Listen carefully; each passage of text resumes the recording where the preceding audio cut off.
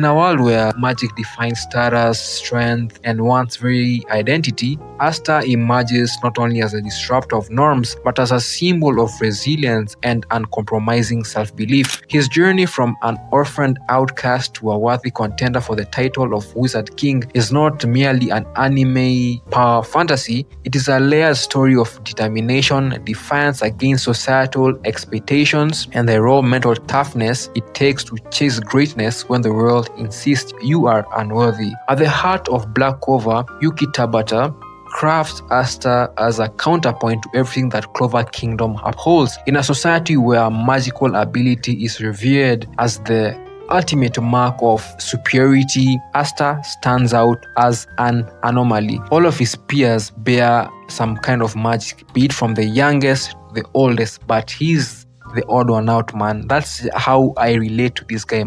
そうだろ？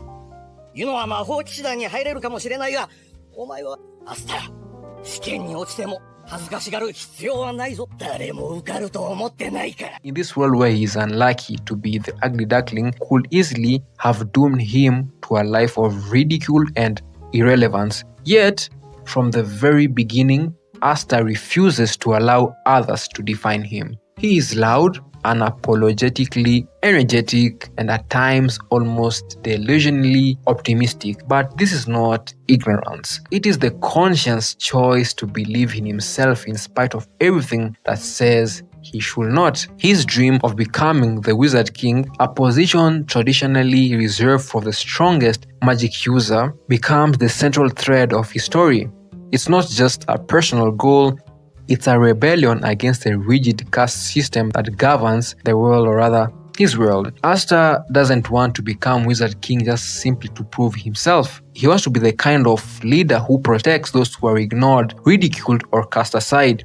Because many a times in his life he's been cast aside. Literally in his orphanage, where he comes from, even the priest who raised him could not believe that Asta could come from the trenches and be in the position that he is. In this sense, Asta embodies the idea that true strength is not about talent or bloodline, but about character. He has this admirable zeal of reaching to the top no matter what is in his way, and boy oh boy, will he prove it to you, man. Like, just look at this. The dark horse is up. I've come this far. I can't let Yuno pull ahead now. I don't care which squad. Raise a hand. Not done. Not yet. What would anyone ever want with you? A kid with zero magic. That you took the exam because you want to become the Wizard King? And now, standing here magicless and pathetic, can you really say you have what it takes? But no matter what anyone says, and no matter how many times I might stumble,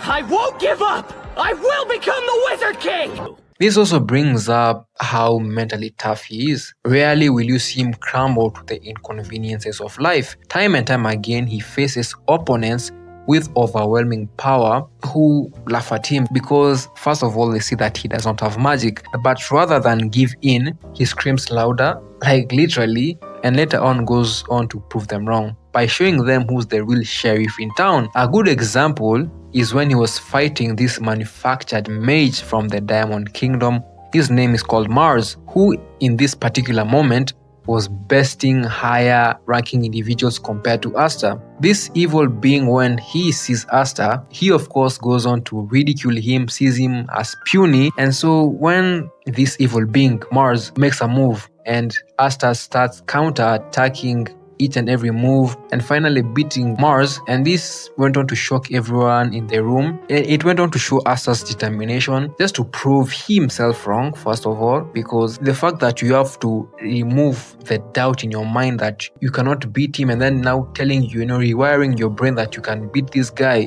bro, it's insane, man. This is a conscious act of resistance against conformity, against despair, and against the narrative that you must fit into a mold to be great. His word, an extension of his identity, reinforces this theme. It's a weapon of negation, a literal symbol of stripping power from the arrogant and bringing balance to a world built on inequality. Asta, through his strength and lacking magic, becomes a leveler, a force that challenges the existing order without losing his sense of morality or self. Another interesting thing to note is that he never compromises who he is. He doesn't adopt arrogance, nor does he hide his loud, animated nature to fit in. His extroversion and intensity traits, often dismissed as annoying or immature, becomes his tools of motivation and connection.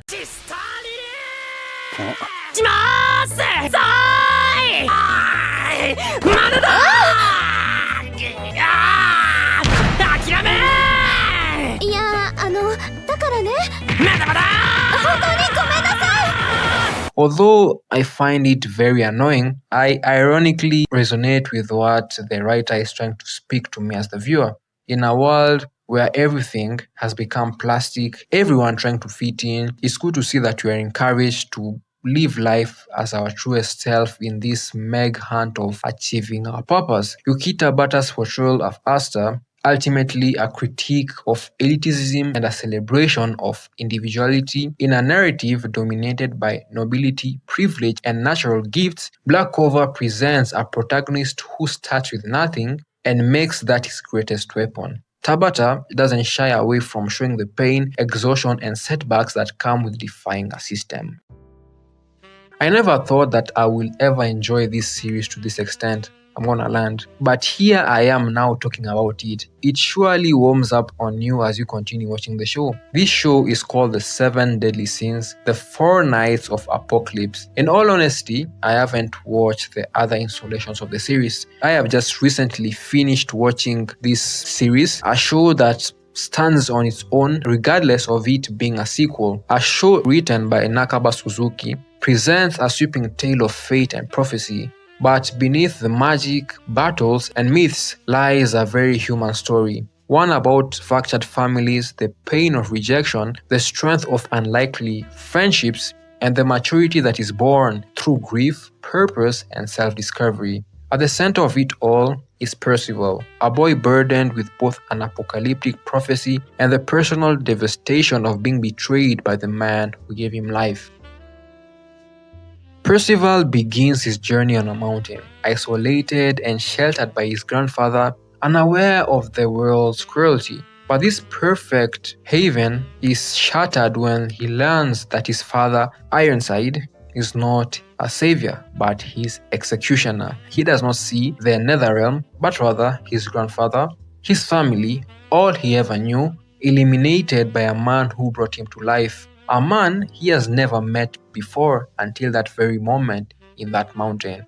The emotional weight of this betrayal cuts deeper than any blade. Being a bastard child, both in title and in treatment, Percival is faced with a question many children in broken families must confront. Why am I not enough to be loved by the person who created me? And then from then on, Percival's journey becomes more than a quest for survival or destiny. It becomes a search for meaning, identity, and a way to redefine family beyond blood. As the journey progresses, Percival is joined by a cast of diverse companions: Donnie, Nascience, Anne, and Sin, each with their own traumas, flaws, and aspirations. What unites them is not destiny but shared experiences. Their camaraderie becomes a surrogate family, one built not on blood, but on trust, loyalty, and mutual growth. They learn to face the world together, and in doing so, they each become stronger versions of themselves. In many ways, the series becomes a study in how people shape each other. Through laughter, argument, danger, and sacrifice, these friends hold up mirrors to one another's strengths and weaknesses. As with any journey of growth, loss is inevitable. One instance is when Jade, who was part of Prince Tristan's platoon, loses his life by the hands of Macduff, who is one of King Arthur's pawn, and how the team reacted to his death, and that is the part that really got to me, especially how Chion reacted. He mercilessly incinerated the murderer. Follow his blood scent and see to it that he's destroyed. Utilize all the power of each one of your kindred if that's what it takes!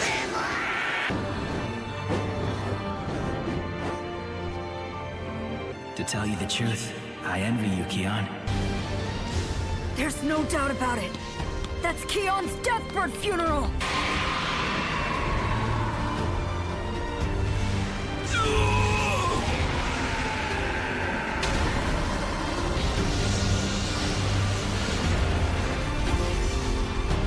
and went on to be in disarray of the whole situation. I mean, who will not be, man? You've literally lost a dear friend, man. Someone like he grew up with, they shared their troubles, their laughters, everything, man. And he's now gone, man. And Percival, at that moment, also has this power where he can bring you back to life. And he was like, you know what, Asta, please bring bro back to life. You can, man. But bro was gone, man. His soul had already left his body and in another realm, man. It was a joy to watch, man. I really recommend you guys to watch this show if you haven't, that is.